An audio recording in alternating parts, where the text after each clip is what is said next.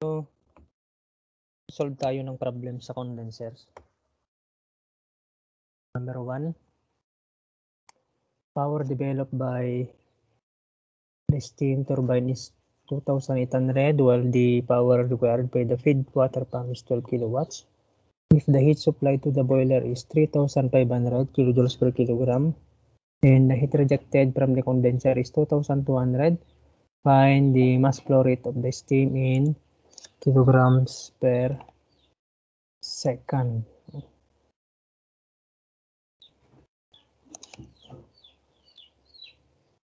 Okay, so i-drawing natin yung schematic diagram. So let's say ito yung boiler. Meron daw heat addition na 3,500 kilojoules per kilogram. And then sa turbine, meron daw siyang output na this is 2,800 kilowatts. This is in kilojoules per kilogram. And then sa may condenser, meron daw heat rejection na 2,200 kilojoules per kilogram. And then sa may pump,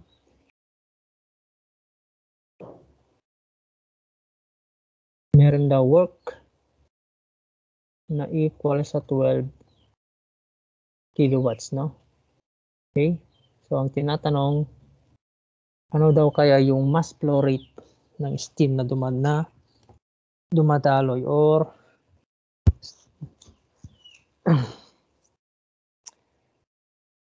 sa cycle. Yun yung nag-flow sa system, no? Okay, so meron tayong workflow ng turbine at workflow ng pump. So work net na yun, no? Okay, so pag kinuha natin yung difference. So saan ba natin makukuha yung mass flow rate ng steam? So pwedeng sa Q, no?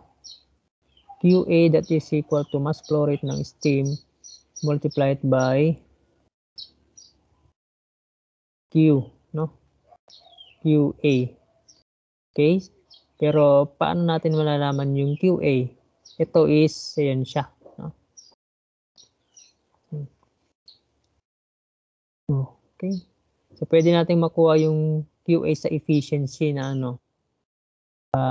Efficiency is equal to work net over QA. So ito, difference lang yan ng turbine tsaka ng pump. Pero ano yung efficiency? Wala pa. Pwede namang equal ito sa 1 less QR over QA, no? So, yan. So, efficiency is equal to 1 less 2,200 divided by 3,500. So, this is 0.3714. Now, equate natin dito sa QA na yan. Work net over QA. 3714 is equal to difference 2,800 less 12 divided by QA. So, bali ang QA na makukuha dyan is 7,506.15.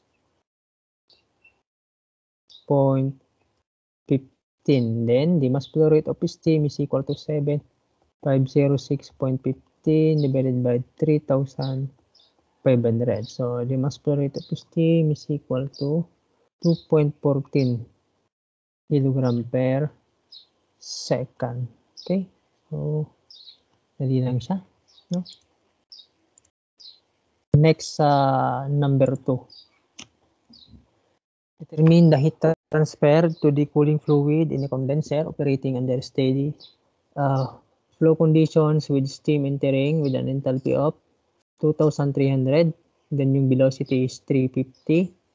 Sa exit naman, no, ng condenser, ang enthalpy ay 160 and yung velocity is 70 meters per second, no? Okay, so bali ito na yung schematic diagram.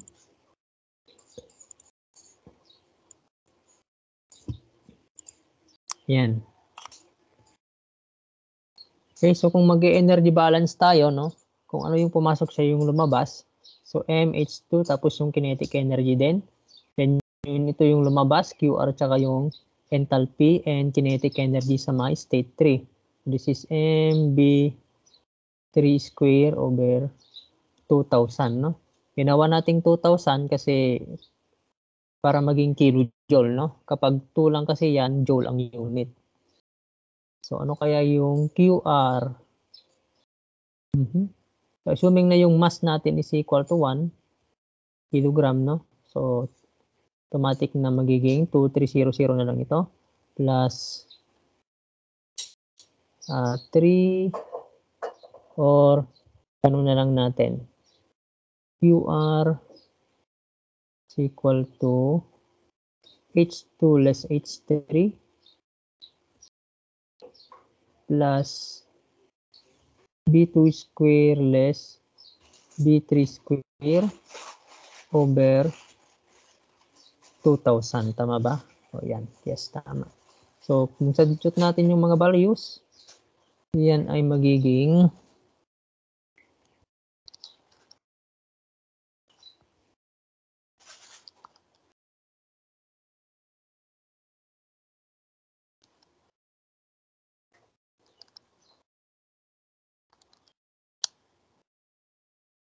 2198.8 kilojoules per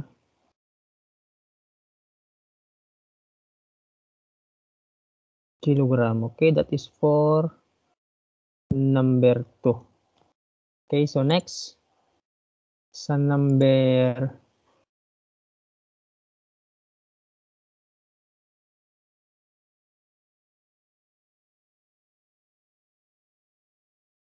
3 naman tayo. Number 3, the vacuum in the surface condenser of a small condensing steam power plant is 640 mmHg as referred to a 760 mmHg barometer. No? If the temperature in the condenser is 35, then yung corresponding pressure niya, or that yung saturation pressure at 35 degrees Celsius is 5.628 kilopascal. So, hanapin daw natin yung vacuum efficiency. No? Okay.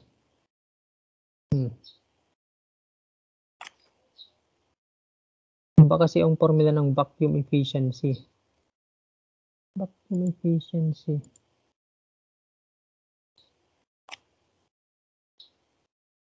This is equal to the actual vacuum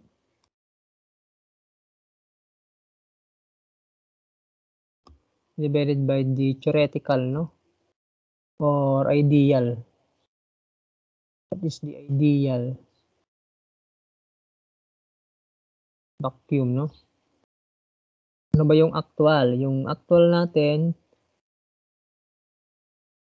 or yung pressure ng condenser talaga is 640 na negative kasi vacuum.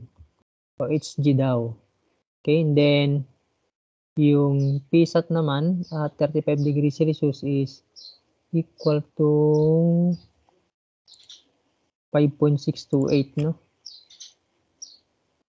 5.628 kilopascal. Now, if we convert that into mmHg, ito ay magiging 42.19 mmHg. Take note, ito ay naka-absolute ha. Ayan. So, the efficiency, vacuum efficiency of the condenser is equal to negative 640. O, wag na natin ilagay yung unit kasi magka-cancel din naman yan. Okay, how about dito? Since ito ay naka-gauge ito, then ito naka-absolute para maging gauge yung nasa baba. So, minus natin sa 760. Then 42.19, no? Then the vacuum efficiency is 89.16%.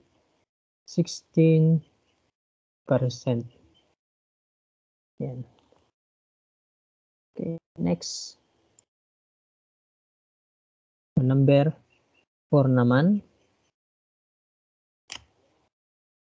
Vacuum in a condenser is 68 centimeter of Hg.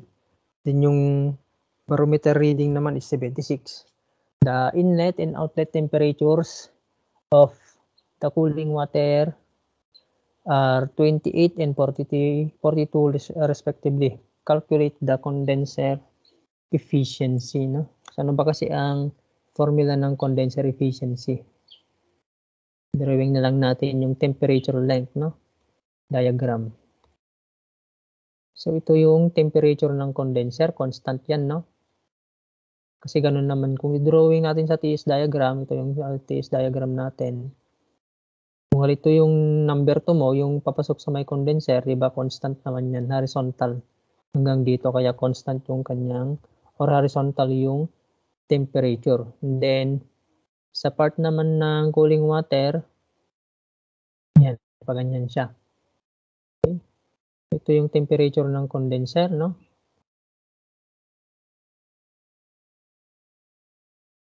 Ayan. So, counter yung flow ng dalawa, no? So, yung temperature ng condenser, so wala namang sinabi. Tingnan natin kung may sinabi. Wala, no? Walang sinabi.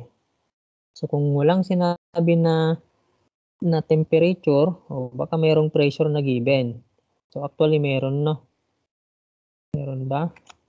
Yes, merong pressure. So, doon natin kukunin yung temperature. Okay? So, ito yung temperature ng condenser.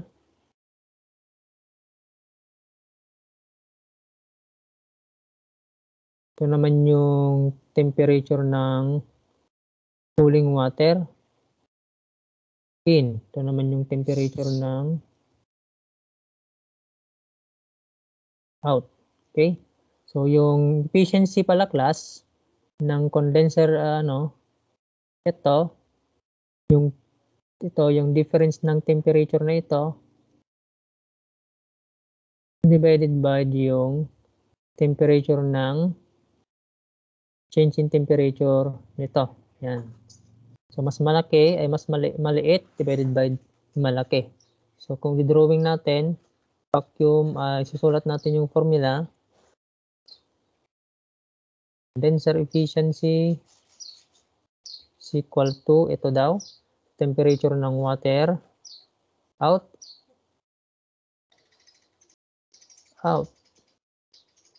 less temperature ng cooling water, ito, in, divided by, yung ito, temperature ng condenser, less temperature ng cooling water, in, no? So, yan. Tingnan muna natin yung mga given. Ito daw is 28 degrees Celsius.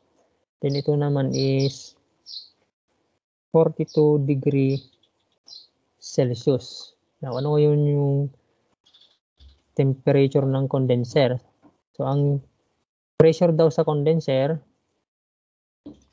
is equal to negative 68 centimeter Hg.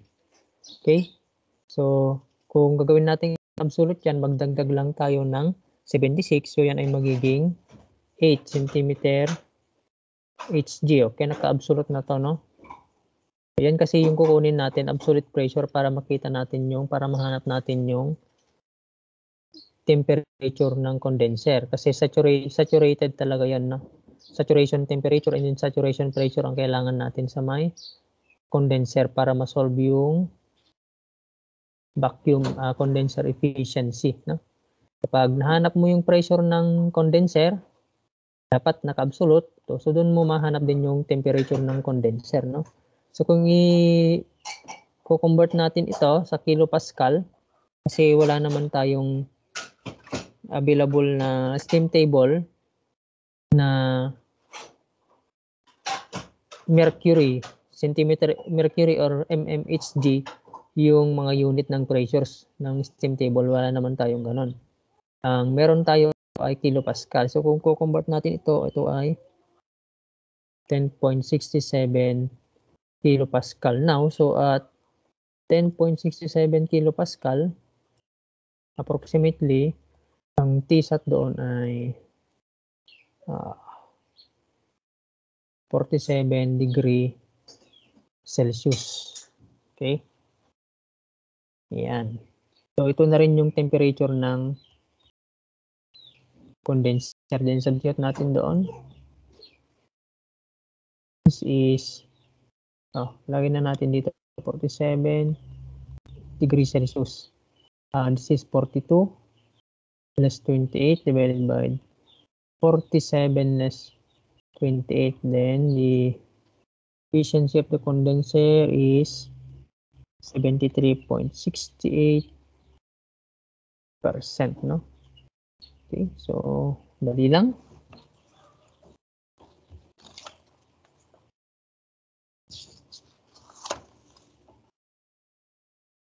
Next, so number 6, number 5. Okay, sa number 5 natin, calculate the quantity of cooling water required in kilogram per minute for a surface condenser, no? To condense 18 kilogram per minute of steam. Yung dryness factor is 0.9. Then the temperature of steam entering the condenser is 37 degrees Celsius. The inlet and outlet temperature of the cooling water are 18 and 32. Okay. Yan. Drawing natin yung schematic diagram.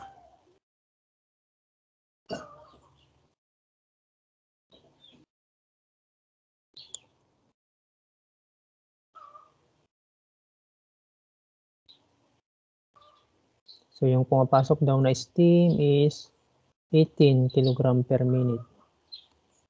And then yung X is 0.9.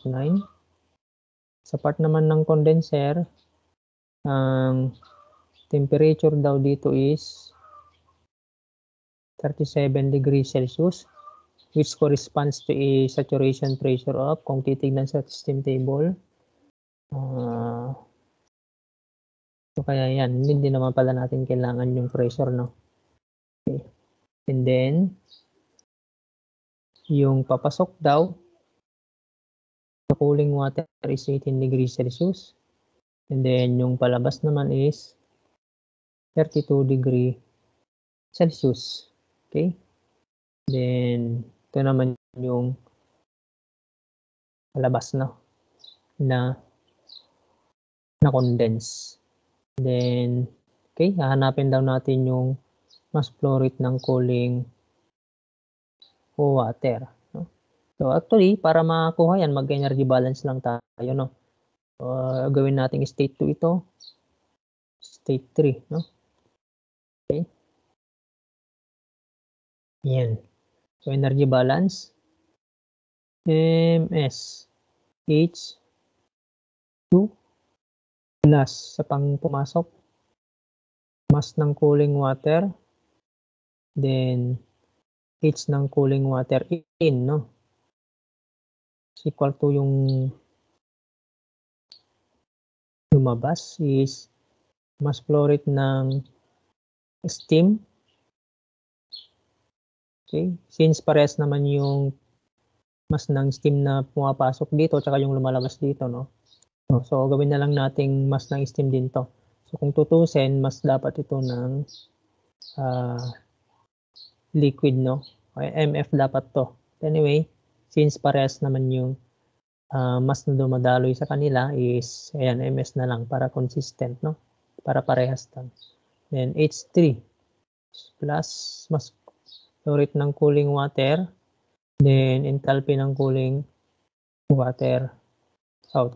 So, kung i-rearrange natin to, mass flow rate ng steam, H2 less H3 is equal to mass flow rate ng cooling water, enthalpy ng out, no?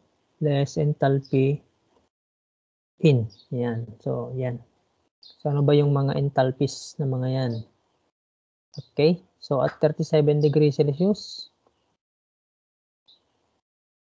ano ba ang HF? Yan ay 155.03. Then, ang HFG dyan is 2413.9. So, pwede na natin makuha yung H2. That is equal to 155.03 plus 0.9 and then 2413.9. Then, ito ay 2327.5, no? Then, okay. Then, yung H3 mo dyan is, yun na rin, pares na rin kay 155.03 because we will assume that the enthalpy here is, or this condition here is saturated, no? Now, may binigay na, tawag dito, HFG daw dito na 576. Na kung convert natin yung 576 into kilojoules per kilogram na yan, ayan, almost the same din dito, no? Parehas lang. Okay? So, yan. Okay na to. Okay na rin yun. How about ito? Yung H out at 32 degrees Celsius, ano ang HF dyan? Yan ay 134.15. And then, at 18 degrees Celsius, ang HF doon is 75.58. Okay, then i-apply natin sa formula. 18 2327.5 less 155.03 equals cooling water 134.15 less 75.58. So, ang lalabas na mas flow rate ng cooling water dito is 667.67 kilogram per minute, no? Okay, so hindi lang ng condenser, no? Next, so last problem. Ano? Oh, yes. Calculate the quantity of cooling water required for a jet condenser to condense 40 kg of steam per minute. The vacuum in the condenser is 710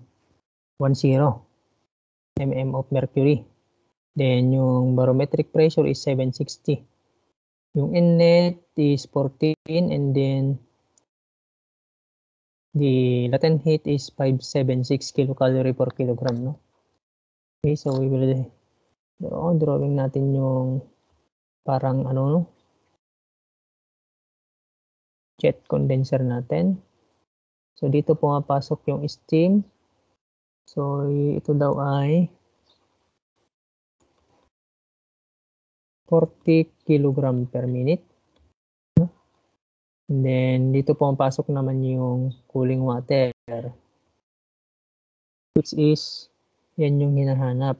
And then dito, magmimix yung dalawa. So, ito na si mass ng steam plus mass ng cooling water, no? Okay. Ano pa ba yung mga ibang given? Yung pressure daw ng condenser, no? Is negative 710 mm mercury and then yung atmospheric pressure is 760 mm Hg. Then yung temperature ng cooling water is 14 degrees Celsius, which corresponds to an enthalpy of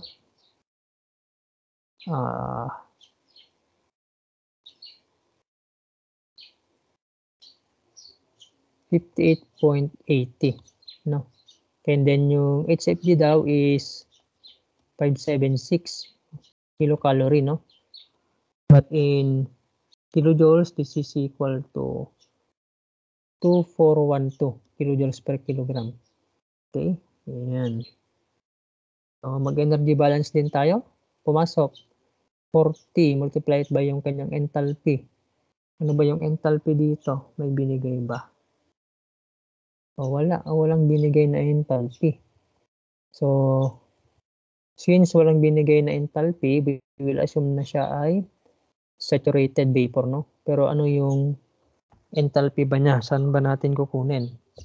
Sa pressure ng condenser, no? Pressure ng condenser is equal to negative 710 plus 760 para maging absolute. So this is equal to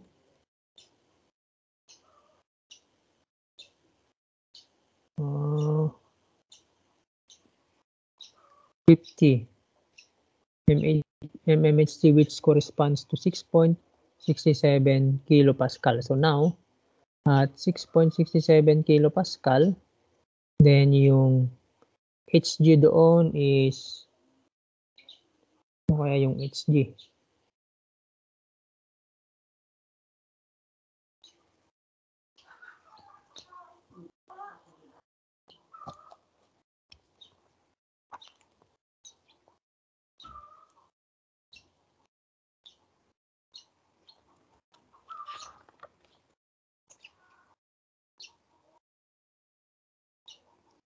Approximately 2571, no? Or maybe 6.67, 2571. Okay.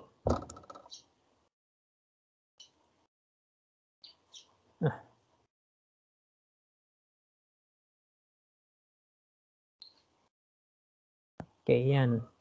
Then ano pa? Yung enthalpy dito pala. Enthalpy. So, yun na rin.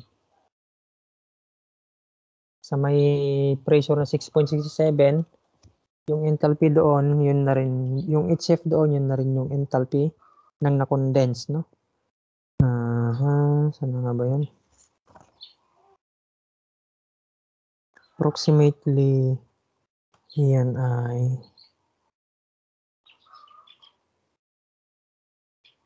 maybe 161. Okay. 161. Bahala na kayo kung paano na ko yung mga yan. Mag-interpolate lang naman kayo.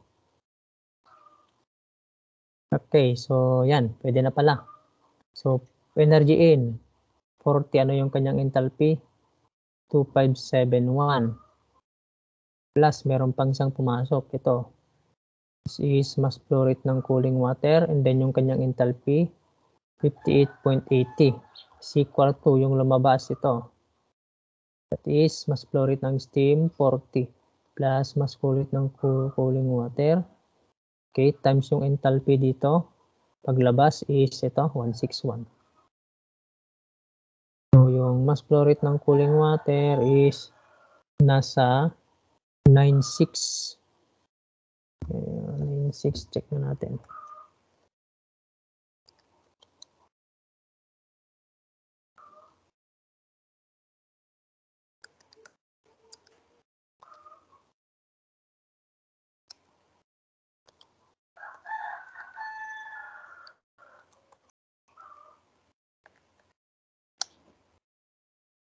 $943.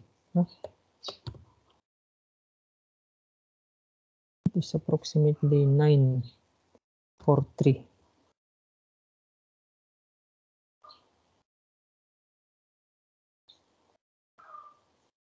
kilograms per minute.